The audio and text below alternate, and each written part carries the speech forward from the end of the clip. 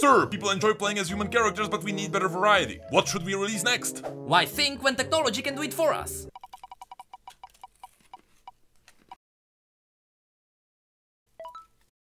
Oh, that's the third time this year.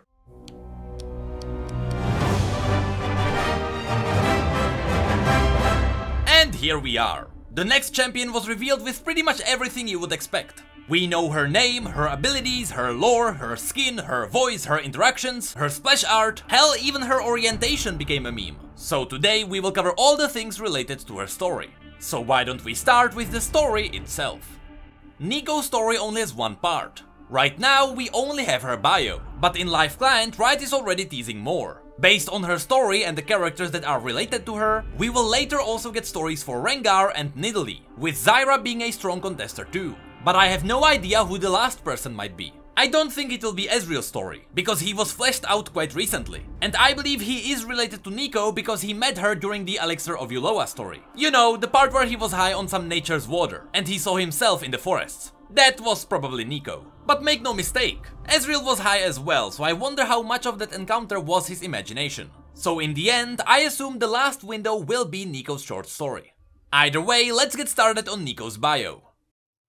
Neeko was born on a remote and largely unknown island far to the east, where the last members of an ancient Vastayan tribe remained isolated from the rest of the world. They were called the Uviket, and could trace their lineage generation by generation back to the legendary VASTHAYSHA'REI, the ancestors of all Vastaya. The first sentence is very important to us. It says that she came from an unknown island to the east. But the east side of our map is absolutely empty. And we know that no one even knows about any islands being there, because if someone knew, the island would be there, it just wouldn't be named. Just like on the west side. There we have a couple of unnamed islands. So wherever Neeko is from, it is a place that was truly isolated from humans and their maps. Now, if you're thinking that maybe the story is talking about Ionia or the Blessed Isles before they became the Shadow Isles, there are reasons why that can't be the case, as you'll see later. Now let's continue. The Uviket were peaceful beings of unrivaled potential. Their harmonious society blended seamlessly with the spirit realm, so that their Shoma, which is their spiritual essence, could intermingle with other beings through mere proximity, and even help them mimic other physical forms. No secrets existed between the Uviket, but few were as curious, resilient, or energetic as young Neeko. In other words, the Uviket are a special kind of VASTHAYSHA'REI that can essentially see through the souls of other living beings. That's why the Uviket could never hide any secrets among themselves. So even though they had the ability to copy one's appearance, there was no point to it since everyone knew who you were based on your soul. Another thing that was mentioned earlier is that the Uviket are the closest to the VASTHAYSHA'REI out of any other Vastaya that we know of. This sentence alone confused the heck out of our community. Here, the story calls the Uviket Vastayan tribe, but Neeko calls herself VASTHAYSHA'REI. And remember, there is a massive difference between the two. The VASTHAYSHA'REI were one of the pure races that roamed Runeterra at the beginning of civilization. Another such pure race were humans. And as humans fled wars raging across the planet, eventually the two races mixed together and they created a new race, the Vastaya. So simply put, the Vastaya is what you get when you cross humans and the VASTHAYSHA'REI. Looking at the evolution tree, some of you may think that Neeko is a shapeshifter, but as far as we know, shapeshifters are something slightly different. For example, they are not Vastaya because shapeshifters didn't come from crossing with humans. They are their own race. They share similarities with the Vastaya, but shapeshifters are much closer to spirits or demons like Evelyn. Only shapeshifters have much closer bindings to their physical forms. They can't just permanently disappear into the spirit realm. And if you thought all of this was quite confusing, don't worry, because Neeko makes things even worse. Since in her quote she straight up calls herself VASTHAYSHA'REI, despite her bio technically calling her Vastaya. We now have two sources saying two separate things, so we have to go with logic. So brace yourselves. We know that Neeko is from an isolated island, a place where no other civilization lived. So the Uviket never came into contact with humans. And since they never came into contact with humans, they could never produce the Vastaya, which are 50% human according to the evolution tree. So despite what the bio says, Neeko and the other Uviket have to be VASTHAYSHA'REI no matter what other sources say. So unless something changes, we'll consider her VASTHAYSHA'REI for now. I wanted to say this because people usually prioritize the sources that come from the game, but quotes in-game are technically not canon. You should always go with what is written on the universe, but only in this case it is a little bit too confusing. That's why I wanted to clean it up. Now back to the story. She developed a fondness for games, hiding trinkets and thoughts to see if others could find them. Her inquisitive nature knew no bounds, and she was pure and innocent in her charmed existence. But it was not to last. Cataclysm loomed on the horizon. Thanks to the quick thinking and self-sacrifice of the Uviket elders, Neeko escaped the death of her homeland. She clumsily took the form of a bird and fled the smoldering destruction, feeling the screams of her people fading into the eternal gulf between realms. This is why I mentioned that you might have thought that the story was talking about the Blessed Isles. That place also had its own cataclysmic turn. But in Neeko's case, her island was isolated from human civilizations, and the Blessed Isles definitely were occupied by humans. Also, this story called it smoldering destruction, so I think fire or lava was involved in the destruction of her land. So after Neeko escaped the cataclysm, days later, desperate and exhausted, Neeko plummeted into the sea. She clung to driftwood, entirely at mercy of the currents, until an odd silhouette rose into view. She could hear voices carrying over the waves, and so she swam toward the strange structure. With the last of her strength, she crept aboard what turned out to be a mercantile vessel destined for Heraldport. Here I quickly want to mention that Heraldport is not on the map, but from the rest of the story we can assume that it is on the eastern coast of Shurima. Neeko rested where she could, calling out into the spirit realm for her lost tribe. She felt only scattered sad echoes in response, and images of towering dead trees that lay somewhere over a fragile horizon. When Neeko emerged from the ship into the city, it was a strange and unfamiliar new world. All her senses tingled. Many a creature, even another Uviket, might be afraid in that situation, but not Neeko. The society bustled with unique personalities, strangers with a vast array of motives and shapes. This was a place of countless stories and experiences, and it entranced her completely.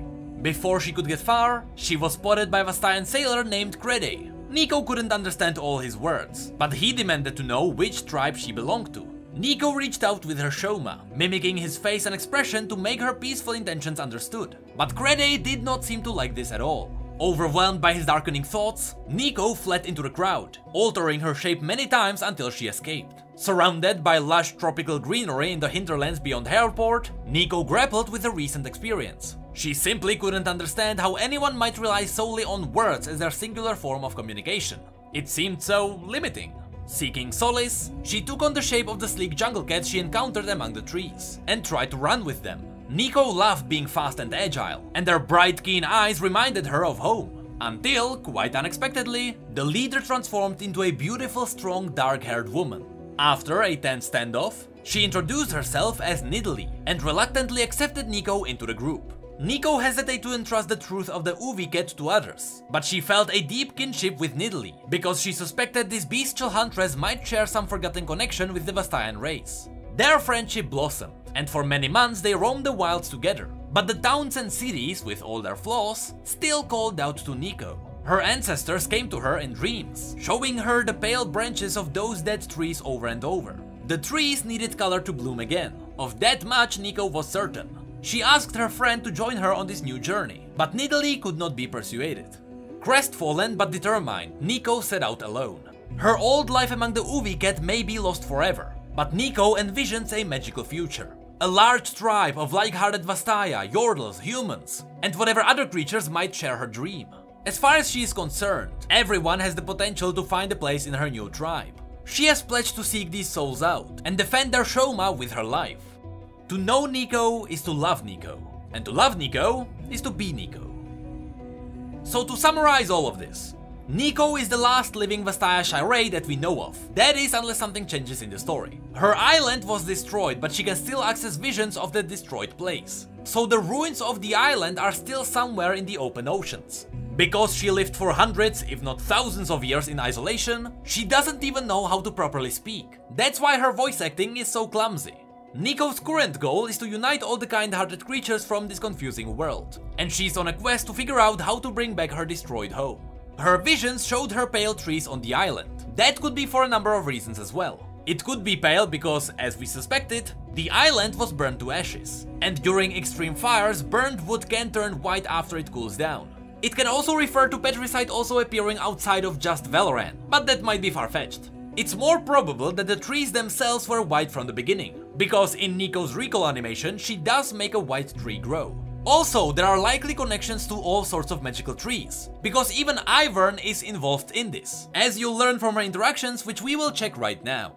As always, all hail Skin Spotlights for going through all the work and uniting all the special interactions. We couldn't do this without you. Neeko's interactions aren't really that eye-opening. She has some funny quotes here and there, but nothing that would reveal more about the lore. So instead of going through every single quote, I'll bring out the more interesting ones. And the first one in line is about Ivern. The VASTHAYSHA'REI tended your sapling, Grandfather. This makes me curious because we know that the God Willow, the magical tree that turned Ivern into the hippie tree person he is now, was in Ionia. And Ivern became what he is now after he cut down the tree. So this quite possibly confirms that the Grandfather, which is this all-powerful nature spirit, affected nature all around Runeterra, and not just in Ionia. Because otherwise Neeko wouldn't even know who Ivern is. On top of that, this means that Ivern's saplings were even on Neeko's island. So if anyone can help Neeko with her quest, it is Ivern. I wonder if this will reflect in any future stories. Another cool quote is about Malphite. Neeko always wanted to be a mountain.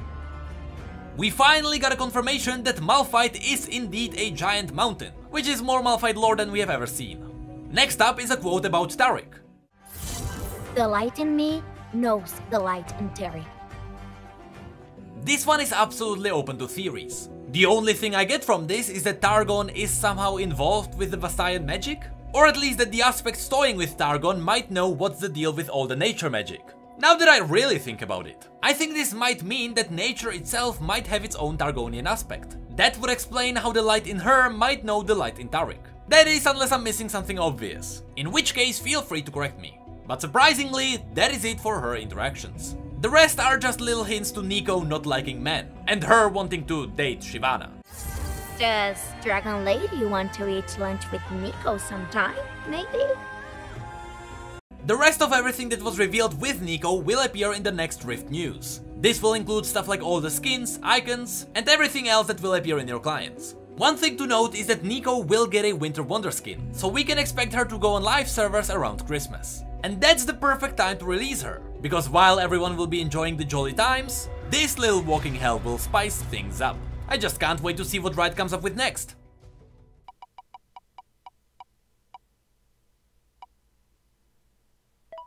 Nice! Hey, did you know that we have social media and Twitch where we talk about other League facts and stories? And did you know that we have neat mugs and shirts too? The links to all of that will be below. And as always, thank you, come again.